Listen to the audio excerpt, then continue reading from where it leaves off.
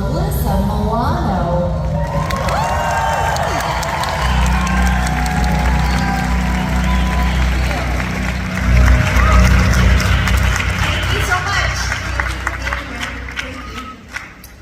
Hello, Alyssa. Welcome to the show. So, ladies and gentlemen, don't be shy. Who wants to pop the first question? Go ahead. Yep. All right. The person with the blue box. Go ahead. Hi, good afternoon. Hi. So I have two questions for you, okay? And the first one is, if you could give Phoebe Halo any additional powers, what would it be? Any of them. Something that was more active, you know? Maybe like the power to heal. You know, just anything that wasn't premonition only. How about you? What do you think would have been a good power for her? I personally think the fighting skills count as a power. The what? The fighting skills count as a power in my opinion, because they're awesome. That's true. That's true. So maybe just, you know, fighting more. True. So the second one was, how was it to play evil Queen Phoebe? Because she was absolutely badass. It was fun. It was fun. You know, I think I've said it so many times before, but the most, not only like the most fun show that I've ever done was Charmed, but also I think the show that I grew the most as an actor, because I got to play so many different characters, so many different different incarnations of Phoebe, you know, and you had to drop any sort of vanity and not be afraid to look silly or, you know, because we were always put in hilarious situations, you know. So it was really a special time for me. Thank you very much. Thank you. All right, person with the pink box. Go ahead. To the right. Run. To the right. Go right. Where? You're right. Okay. I see you. Hi. My question for you is, what was your favorite spell from the Book of Shadows, and what is Phoebe's favorite spell? I mean, probably the power of 3 will set you free. And the funny part about that spell is, I mean, it's the one that everybody sort of, you know, quotes, and if someone comes over me on the street and recognizes me, they're always like, the power of 3, you know. But it's interesting because that was the moment when we were shooting the pilot when I knew that the show was going to be a hit. Because it just felt, when we were saying those words, that there was like a chemistry there that I don't know that I'd ever really experienced before. And I was like, oh, like that was the moment for me where I was like, you know, they had fans, you know, and smoke, and they were doing all these cool camera angles, and I was like, oh, this show's gonna be a hit. Like I just knew it. So I think that one. Okay. How about you? What's your favorite spell? Probably to summon cold, Balthazar. Yeah. Yeah. All right. Thank you. Person with the green box. Blue box. Go ahead. Hi. Sorry. Hello. First of all, thank you for being here. I have two questions. The first one would be, was there ever an episode in which you thought, oh, this looks like a filler episode, or this looks like a bad episode of Charm? I mean, we did almost, how many episodes did we do? 178. Yeah, exactly. I was going to say almost 200 episodes. So, you know, it's hard to remember back to like what episodes I thought were filler episodes, but there were definitely, obviously, filler episodes. And I think that's true with any show, you know, that's on network TV, because you have to come up with 22 episodes. You know, the streamers now, like the Netflix shows, it's like 10 episodes. You know, so the writers can make a much more compact season. But, you know, when you're just writing 22 episodes, and you know where you want to get to, you have to fill in from the beginning to the end of that season. So, and drag things out a little bit more. So, yeah, for sure. And then there were episodes where, like, where even if it wasn't a filler episode where my acting was a filler episode because I'd either be so tired or have other things going on. You know, it's hard. It's 9 months out of the year when you're doing TV, so it's hard to make every episode great. You know? Yeah. With Shannon and Rose, do you think it's even possible for a charm reunion? I do. And I know that, you know, Holly and I want nothing more than to give all of you, you know, whether it be a reboot that you love, or a continuation, or a prequel, or something that you are excited about. And I think there's ways to do it where we would all be able to come together to make that happen, for sure. Thank you. You were always my favorite. Thank you. All right, the person with the pink box to the right. Go ahead. Hi, Alyssa. Thank you for being here after Dortmund. I love you. And my question is, what memories do you keep of the shooting of Melrose Place? An iconic shot from our spinning. And what are your memories of this shooting? I mean, I remember so much from Melrose Place. First, being the incredible, gracious, and hospitable Heather Locklear, who just took me under her wing. Just such a special, special woman who really just set the tone for the entire cast and crew.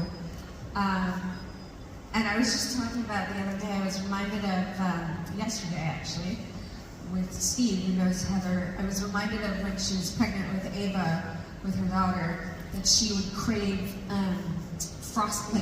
like store-bought frosted cake frosting. And she used to just sit in her trailer and eat cake frosting. And she's just such a good person. But, you know, I think Aaron, I have a lot to be thankful for with Aaron Spelling, because he really gave me an opportunity to resurrect my career. It gave me the opportunity to be more than just, you know, Samantha. And I really appreciated him for that. He was incredibly loyal to the people he loved. And that's where it all happened. So, yeah, Melrose Place, very special place. And then also my dear friend, Brett Murdoch, who was my makeup artist for Melrose Place. He and I had a 20-year partnership. He was my makeup artist for 20 years, and he died by suicide about 10 years ago. So, you know, I always think about him when I think about Melrose Place. Thank you very much, Alyssa. Thank you. I love you. And my second question is for my friend, Okay. French. Hey, sweetie. Hey, sweetie. It isn't the questions. It's just if you can say the power of three, we said of three in French, but with everyone. You guys do it. Yes, Let me hear it. everyone say with you. Okay. The power of three, we said of three. In French? In French, yes. Okay, you start. Yes. Vas-y, on le fait tous. Go ahead. I can't wait. Le pouvoir des trois nous libérera. Le pouvoir des trois nous libérera. Yeah. You guys gotta like get into it more though. Okay? Go ahead. Ready on 3. 1, 2, 3. Yes. Thank you. So I wanted to ask you about the story of you being the face inspiration of Ariel, the Mary. I always wanted to know more about the story. Yeah, so I mean, I didn't know it was happening while it was happening, but after the movie came out, Disney released that my face was the inspiration for the Little Mermaid's face, for Ariel's face. So it's pretty amazing. Yeah. And then I wound up I don't know if it's on YouTube, but I wound up doing like hosting a behind the scenes of the making of The Little Mermaid after that. You are the Disney princess and the princess of our hearts. And Thank you. my second question was about Mr. Michael Bailey Smith, who played Balthazar, Yes. and Sharks, and many. How was The it? sweetest. The sweetest person ever. That's why we just kept creating more demons for him. Yeah. Because he was so nice, we never wanted him not to be around. Yeah. Thank you. Thank you, Debbie. All right, Pink Box, take it away. Hi. Hi again. First of all, thank you so much for being here. I think I'm speaking on behalf of everyone when I say that it's such an honor and a pleasure to have you. Thank you for having me. My question is there something you haven't done yet in your professional career that you would like to do? I've been writing scripts, and I'd like to get one made someday. Thank you. Sure, thank you. My second question is passing on. Okay. Hello. Hello. So my question is, Holly, Brian, and Drew are working on a Charmed podcast. Are you Yes. going to participate? If I can, sure, yeah. Holly texted me last week. She was like, just so you know, we're doing a Charmed, what is it, like a rewatch? Yeah, it's only one. Rewatch podcast. And you have an open invitation. So, hopefully my schedule would permit. I'd love to do it. It'd be so fun. Thank you very much. Thank you. All right, Blue Box, Hello. to the left. Here. Hi. I follow you on Twitter, and I've been watching your shows ever since I was a little girl. And I really admire your bravery, and I want to know, like, especially during the Me Too movement, that you were very active. And I'd like to know what drives you and where you get the courage to do this, in spite of all the hate you might be receiving for your advice. I mean, I think the courage comes from all of you. I think that there is, yes, I get a lot of vitriol and hate, but also I get a lot of love and support. And so I just choose to focus on the love and support. From us. Yes, from you, because I know that,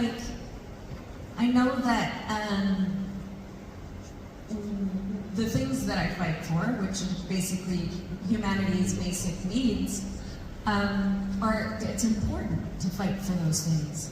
And sometimes you have to be courageous to help people. But I couldn't do that without all of you, for sure. Because I always feel like you're all in my corner. Thanks so much. Another question is, after all, the things you've done in our talks, have you felt that it has made a difference? That that it's different than before? I think for me too. Yeah. Yeah, I think that there's a social awareness now. And I do think that policy and legislation will follow. It's kind of a weird thing to legislate on, discrimination. Like for instance, in the United States, women are not, we don't have protection in the Constitution. The only thing that we are guaranteed is the 19th Amendment, which is the right to vote. And so, I think that things are better because I think women will no longer stay quiet anymore. We're always going to hold, or hopefully, we'll be able to hold our abusers accountable. But I do think we have a long way to go. But at least we're talking about it now, and at least it's out in the open, and at least we know that we have to support each other to get to the next phase, the next part. All the best. Hopefully my daughter will get to live in a world where that's easier.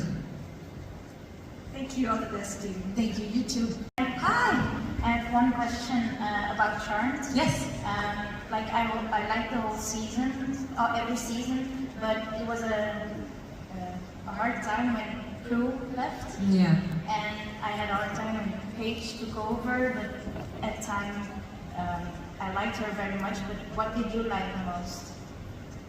Oh, I think you can't compare the two at all. I think they both brought something very different to the show and very unique, and a different kind of chemistry. You know, and we needed to do what we needed to do to continue to bring you all episodes. So it felt like it was a transition for us too, but a necessary one. And I don't think anyone can pick a favorite because they were so different.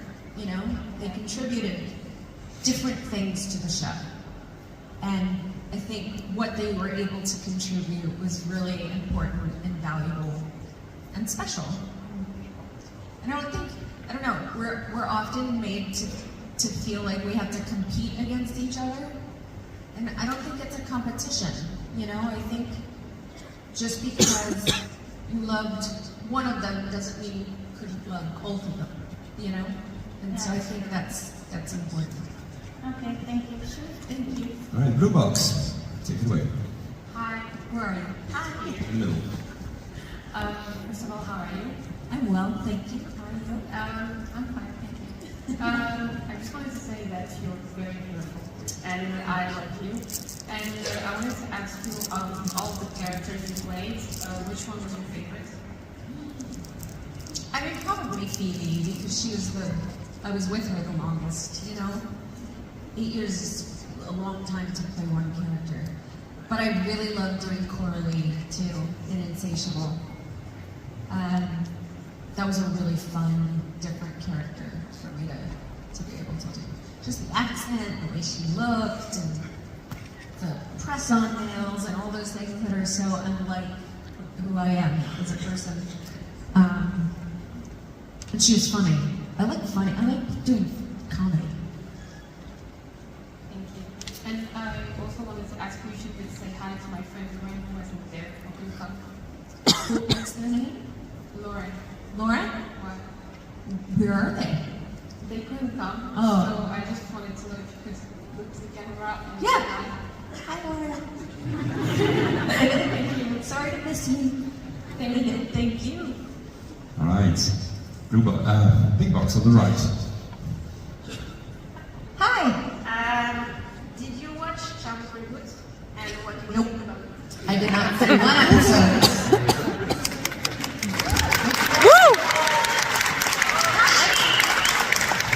Not because I didn't want to watch it. It just felt like I lived that for 8 years. Like, why would I want to watch it? You know, with people that weren't us. You know, but I was excited about the thought of a whole other generation being able to appreciate that show. And I think forever I will be tickled and giggle about how ferociously the original Charmed fans did not like the reboot. It makes me giggle. All right, Big Box to the right. So that would be me. Hi, Hi. Alyssa. How are you doing? I'm well, thank you. So I have a question. Yes. As a young actor, Yeah. what is the one thing I should always do at a casting call, and what is the one thing I should always do at a casting call, Okay. and what is the one thing I should never do at a casting call? So, okay. I think that auditioning is its own skill.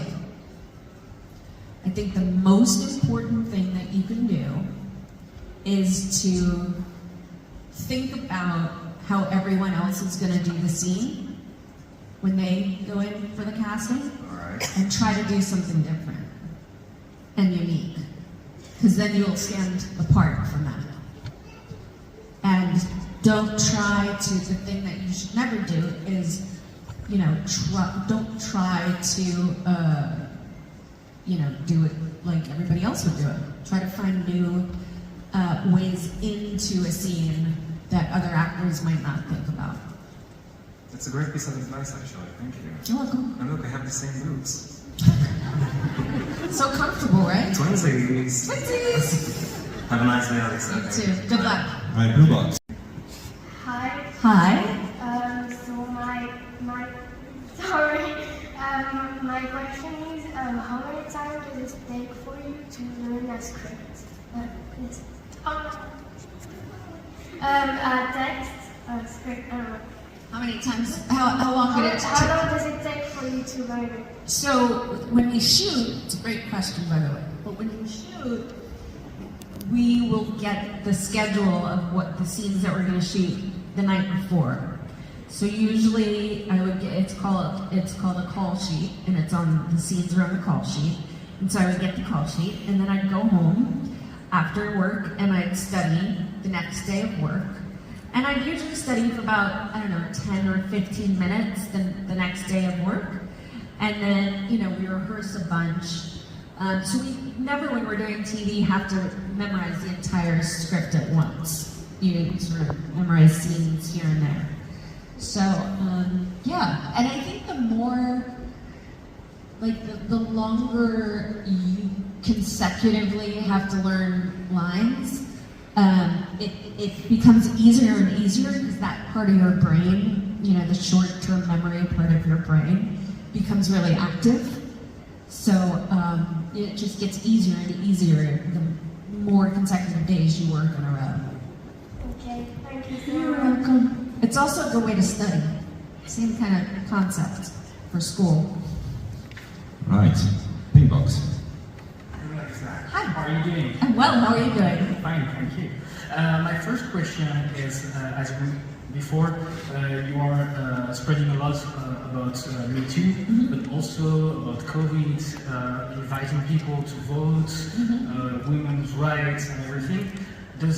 Do you feel that it's something that you have to do because you are famous and that every famous people should do that? Or are you just doing that because you are a human being and you do that because you have to? I think I would have done those things even if I wasn't famous. I think, being famous makes it a lot easier to reach people. But I definitely think I would have always been a humanitarian at heart, or an activist at heart.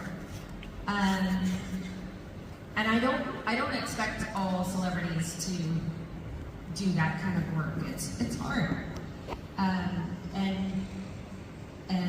you take a lot of hate because of it, and that's not for everybody, and I understand. Thank you. And my second question is, do you sometimes feel tired of people talking to you about charms? I know some actors sometimes, it's an old role, let's move on. What are you doing? No, I think if I had to do the episodes over and over, I understand, how pop stars always say oh, it was a single and then I had to perform it on every single show and I just am sick of performing it, so I changed it up, and then as audience we go to hear that song and we don't want to hear it changed up. So I think if I had to only do those episodes for the rest of my career, that I'd probably tire of talking about charm. But there's something I think that is incredibly beautiful about the fact that I was on a show that resonated so much with all of you. And charm finds people when they need it. And that is just incredible, and to be, most people don't have one experience like that in their careers, but I had two with Who's the Boss also. So I feel very, very lucky. Thank you. Thank you. Blue box, take it away. To the left. Hi. First of all, I want to say thank you for being here. Sorry. It's a great honor for me to see you in real life. I'm 33 years old and I'm watching you since I was a little girl with my sister and my mother. I love you. My question is, what's your favorite episode of Child you love to play? Your favorite episode? Your favorite episode. I think it's the mermaid episode. So fun. But also, I overcame a lot of my own personal fears of that episode because I'm afraid of the water, and I had to do so much water work. Yeah. Okay. But that was really fun. Yeah. Thank you. All right, pink box. Take it away, to the right. Not many people know this, but when you were younger, you played the daughter of Arnold Schwarzenegger in the movie Commando. How was it to be his daughter and to be in that badass movie actually? Because you were so young. It was great, and he was so nice. Really, really nice, and very thoughtful about that we were shooting things that might be scaring me, right? Because I was, let's see, how old was I? I was maybe 12 when we shot Commando, and you know, people were shooting guns at us, and it was like it was a whole thing. So he was very considerate and thoughtful, and knew that was probably not making me so comfortable. So he always tried to be extra nice. Okay, thank you. Sure. Blue box in the middle. Hi. I remember when I was in high school, I had 3 best friends, and we watched Charmed all the time. And we had a fan page on MySpace called Alyssa Milano Forever. Oh my gosh! Yeah, and all the pictures and stuff. That's amazing. And we were like wind, fire, water, earth, all the things. And so I wondered if you were a spiritual kid growing up, or if Charmed and the witchy world was all new to you. I mean, definitely Wicca being Wiccan on the show was new to me. I was raised Catholic, and so yeah, that was all new to me. Even though I think we all kind of say spells, like even if we don't practice witchcraft, I think we're always, you know, trying to manifest things or do love spells, or, you know, I think that's just part of, that's an innate part of who we are. Yeah, but you were a spiritual kid. Yes, for sure. Having your questions in life and stuff. Yeah, oh yes, I think, yes. I was definitely very curious about, you know, the things in the world that don't have answers, you know? Okay, thank you very much.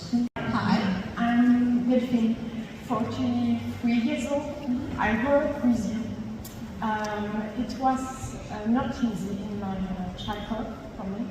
And I saw you in Madame Sandy. And you was a little figure. It helped me. Later in Charm, you was a young lady, lost young lady, and you showed me that you can evolve and be the best part of yourself. And no, today you show to the all women in the world we can be Wonder Woman. I try to learn this to my daughter, and I will just say thank you very much. Thank you so much. You made my day. Thank you. All right, we've got time for 2 more questions. There's the blue box all the way up. Go ahead. Hello? Hello. I'm a little stressed. I only have 1 question. Do you believe in spirits? Like ghosts? Yes. I believe in everything. Okay, thank you. I think you gotta believe in everything to, and I've said this before, but to be, you have to believe in everything to experience life's miracles. Thank you. Thank you. All right. Final question. No pressure, but make it count. Pink box, take it away. Well, thank you for the pressure. Second of all, I cannot believe I'm talking to the Alyssa Milano, so more pressure for me. Thank you. And furthermore, I have more of a lighthearted question. Between Julian McKenna and Andrew Day, who's the best kisser?